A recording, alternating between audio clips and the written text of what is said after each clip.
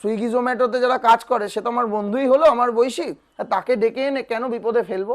তাই যারা সমর্থন করে তাদেরকে সমর্থন করার জন্য আমাদের সংগঠন রেডি, তারা ভারতীয় জনতা পার্টিকে সমর্থন করতে বদ্ধপরিকর।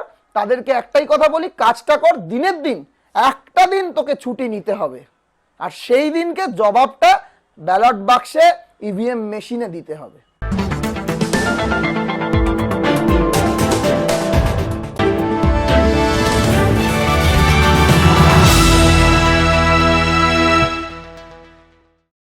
কলেজ ক্যাম্পাসের রাজনীতি থেকে শুরু করে গিগ কর্মীদের ভবিষ্যৎ, যুব বেকারত্ব, তরুণ ভোট ব্যাংকের সমীকরণ, একাধিক গুরুত্বপূর্ণ ইস্যু নিয়ে ট্রু নিউজ বাংলা পৌঁছে যায় বিজেপির মুখপাত্র শৌনক মালিকের কাছে।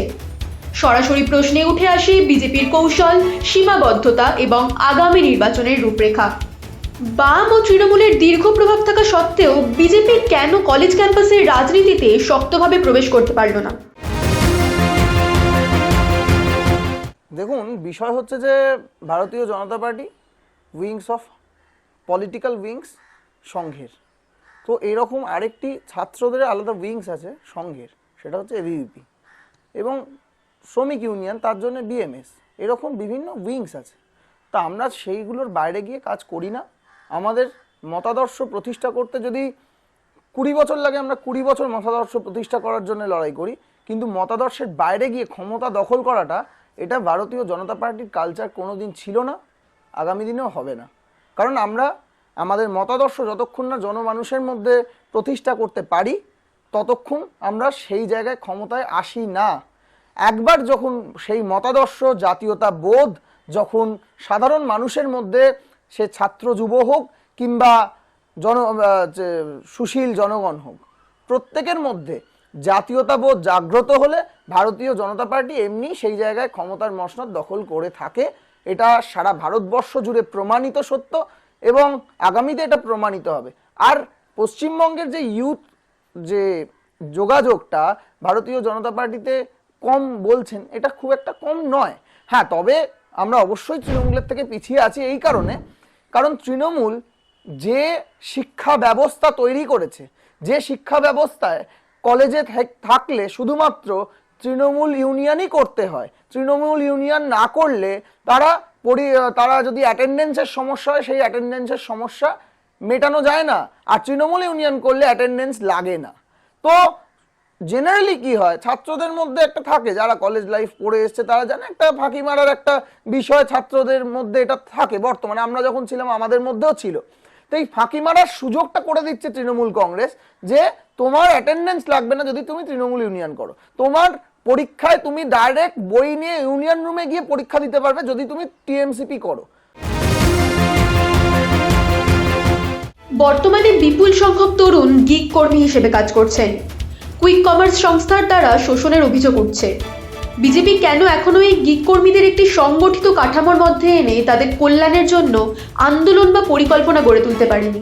একটা সুইগি, জোম্যাটো বা এই যে সমস্ত যে কোম্পানিগুলো, ফ্লিপকার্ট হোক, যেগুলোই আছে, তো তাতে যারা র্যাপিডো, তো তাতে যারা কাজ করে, তারা প্রচণ্ড খাটে, সকাল থেকে রাত অবধি খেটে চলে, তারা নিজেদের সামান্য কিছু টাকার জন্যে পরিশ্রম করে। তো তারা পরিশ্রমের পর তারা সময় পায় না ততটা, হয়তো যোগাযোগ অনেকেই রাখে, আমার সঙ্গেও আছে এবং সকলের সঙ্গে আছে, এবং তারা প্রত্যেকে একটু খোঁজ নিয়ে দেখবেন, আপনাদের টিভি ক্যামেরা নিয়ে পৌঁছে যাবেন, দেখবেন তাদের সরকারের বিরুদ্ধে কি পরিমাণ ক্ষোভ রয়েছে।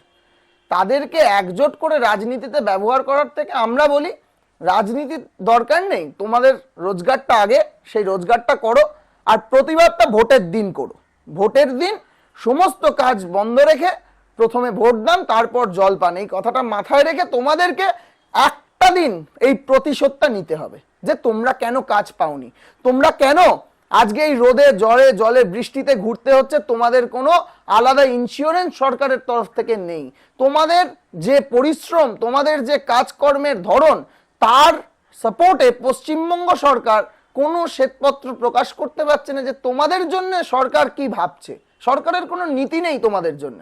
আজকে তোমাদের রাস্তায় সারাদিন কাজ করার জন্য, বাইক নিয়ে ঘোরার জন্য কোনো ইন্স্যুরেন্স সরকারের তরফ থেকে করে দেওয়া হচ্ছে না কেন? এই প্রশ্নগুলো তারা জানে, তারা মানে, এবং তারা বিচার চাইবে, কিন্তু সমস্ত কাজের মধ্যে তাদের দিন আনা দিন খাওয়ার মতো ব্যাপার, কারণ একটা দিন না বেরোলে হয়তো যে 500-700 টাকা রোজগার সেটা বন্ধ হয়ে যাবে। তো তাদেরকে রাজনীতির সঙ্গে যুক্ত করে তাদের জীবন আরো ব্যতিব্যস্ত করার তো কোনো কারণ হয় না। কারণ আমি যুব সমাজের প্রতিনিধি হিসেবে নিজেকে দিয়েই বলছি যে আমি এই সরকারের বিরুদ্ধে গলা তুলতে গিয়ে আমার এগেনস্টে অসংখ্য কেস করা হয়েছে। তো তার জন্য আমাকে কোর্টে গিয়ে হাজিরা দিতে হয়। আজকে যদি আমি সুইগি জোম্যাটো ডেলিভারি বয় হতাম, তা আমার তো ওই কোর্টে যাওয়ার দিনগুলো আমার তো পয়সাটা আসতো না। তো আমি তাদেরকে ডেকে এনে কেন বিপদে ফেলবো? কারণ এই সরকার প্রচণ্ড প্রচণ্ড পরিমাণ অত্যাচার বিরোধীদের ওপর করে থাকে। সে 2021-এও আমরা দেখেছি, এখনো দেখে চলেছি যে এই সরকার কিভাবে পুলিশকে ব্যবহার করে বিরোধীদের ওপর অত্যাচার চক্রান্ত চালিয়ে যায়। তো সেই বিষয়টাকে সহ্য আমরা করছি, আমরা অলরেডি করেছি, আজকে 10-12 বছর ধরে সহ্য করে চলেছি। তা আমি আবার একটা নতুন বন্ধুকে, তা সুইগি জোম্যাটোতে যারা কাজ করে সে তো আমার বন্ধুই হলো, আমার বয়সী, তাকে ডেকে এনে কেন বিপদে ফেলবো? তাই যারা সমর্থন করে তাদেরকে সমর্থন করার জন্য আমাদের সংগঠন রেডি। তারা ভারতীয় জনতা পার্টিকে সমর্থন করতে বদ্ধপরিকর। তাদেরকে একটাই কথা বলি, কাজটা কর, দিনের দিন একটা দিন তোকে ছুটি নিতে হবে, আর সেই দিনকে জবাবটা ব্যালট বাক্সে ইভিএম মেশিনে দিতে হবে। পশ্চিমবঙ্গে যুব বেকারত্ব অত্যন্ত বেশি। মুখ্যমন্ত্রী বারবার ছোটখাটো ব্যবসা করে স্বনির্ভর হওয়ার কথা বলছেন। এই বক্তব্য ও বাস্তব পরিস্থিতি নিয়ে আপনার মতামত কি? সারা দেশে অজস্র চাকরি আছে, নাহলে ব্যাঙ্গালোরে এত হাজার হাজার সন্তান বাংলা থেকে চলে যাচ্ছে কেন? সারা দেশে চাকরি আছে এবং চাকরির মার্কেট খুবই হাই।